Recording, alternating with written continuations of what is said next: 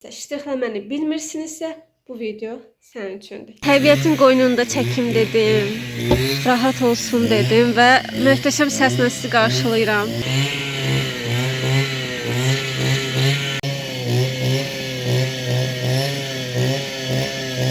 Gördüyünüz kimi karandaşı düzgün tutma qaydasını bilməsən, karandaşı düzgün formada idarə edə bilməyəcəksən. Bunun üçün də gördüyünüz kimi çətəli barmağımı vərəqə dəstək kimi tutaraq karandaşı da yarım ellips formasında, yəni neytral ştrixi vurmaya başlayıram. Neytral ştrixdə uşaqlar gördüyünüz kimi səliqəli formada eyni tonda həmin fəza fiqurunu bütün əhatə edirəm.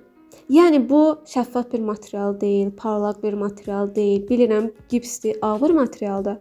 Amma mən ilkin mərhələdə əlimə pozan götürərək 2 saat bu vərəqi korlamıram. Yəni eyni neytral qaydanı konusda da tətbiq edirəm. Yəni əvvəldən axıra kimi videonu qısa tutmaq üçün sadəcə qaydasını sizə göstərim və köməkçi xəttlər çalışın silin. Mən sadəcə keçən videodan qalanları çox da silmədim.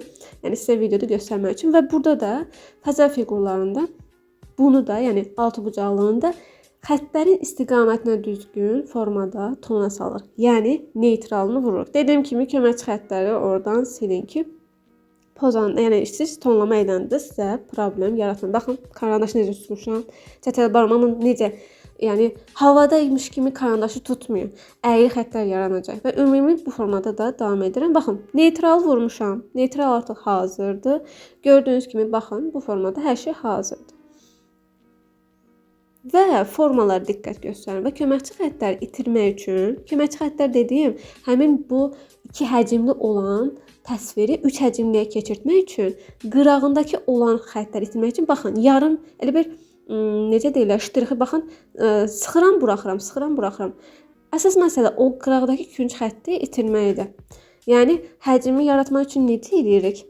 Tünddən açığa doğru, açıqdan tündə doğru. Bunun tonlamanı, yəni adından bəlli olduğu kimi tonlamanı etmək üçün karandaşı biraz sıxmanız kifayətdir. Yəni mən demirəm, götür 3 beni, götür 2 beni, vur karandaşını, öz əlində korla falan demirəm. Mən bütün bu prosesi bu sadə karandaşla, yəni HB karandaş nömrəsini etmişəm. İmtahanda siz B-lərdə də götürə bilərsiniz. Çox da abartmadan. Çünki bu fəza fiqurudur. Qara bir dəmir işləmirsiniz. Baxın, konusda da eyni qaydada silindirdə göstərdiyim kimi həmin qıraqdakı xətti itirmək üçün qırağı eləməyə çalışır. Və burada artıq eləmişəm bu prosesi. Görürsünüz, artıq indidən həcmli olmağa başlayıb. Və ən gözəl qayda həmin bu yarım refleks dediyimiz ağ zolalı xətti göstərmək üçün silindirin qırağına baxın. Çox da qırağına getmirəm ha.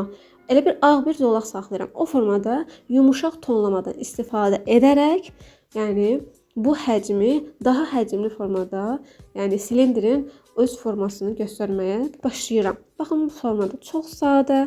Yəni həmin qaydanı biz konusda da eyni formada tətbiq edirik. Yuxarıdan aşağıya. Uşaqlar, burada əsas xətt məşqlərini etməlidir. Ştrixi öyrənmək istəyirsənsə, karandaşı sərbəst formada idarə etməyi öyrənməlisən. Bunun üçün də çoxlu xətt məşqləri etməlisiniz. Kobud xəttlər ataraq həm işinizi daha da korlaşdırırsınız, həmin səhtin hamarlığını, formasını verməkdə binövrəsində problem yaşayacaqsınız.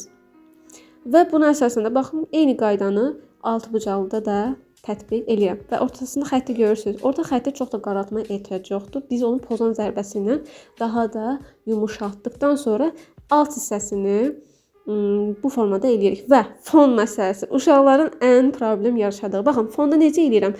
Altdan həmin bu ən tünd olan hissə kəsişən yerlər deyil. Həmin obyektin yaratdığı kölgə. Yəni konusun arxa hissəsi, silindirin arxa hissəsi. Oradan mən yuxarıya doğru çəkirəm. Elə bir dartıram yuxarıya kimi. Yəni aşağıya doğru yox, yuxarıdan dartaraq daha asan olur. Ya da ki, ortadan başlayaraq da siz bu prosesi əvvəldən axıra kimi yerinə yetirə bilərsiniz. Yəni çox sadədir. Bunun üçün də nə etmək lazımdır? Dönə-dönə dediyim kimi xətt məşq etmək lazımdır. Bu da mənim qanımı içir burada. Yəni tərpənmir də. Nəsə onu öldürdüm, cinayət, ev yoxdur. Uşaqlar siz gördünüz, heç kimə deməyin.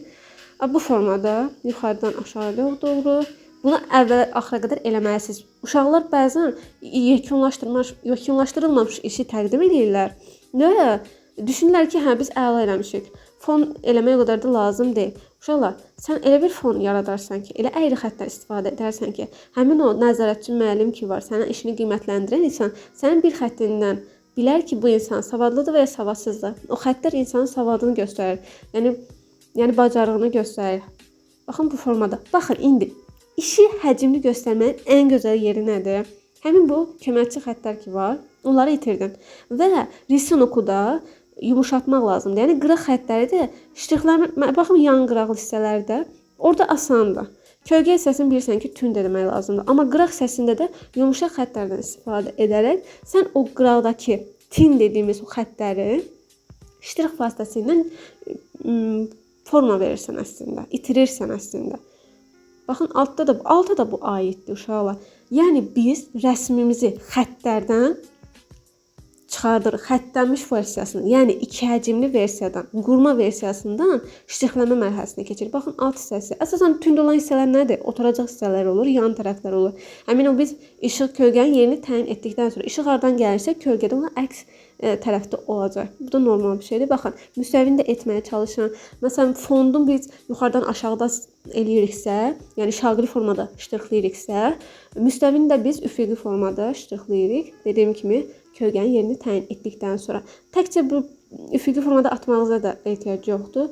Biraz əks də ata bilərsiniz. Çapraz ştrixlərdən də istifadə edə bilərsiniz. Baxın, necə itdi oradan, xətt necə itdi oradan, itdi. Belə bir həcmli reallıq. Biz reallığı tutmaya çalışırıq. Baxın, alt hissə, yəni oturacaq hissənə bura diqqət göstərməliyik. Baxın, uşaqlar, xırda şeylərlə nə qədər şey düzəldi. Baxın, uşaqlar, bunları da etdim. Hava biraz tutqun idi deyə çox da tam formada görsənmir.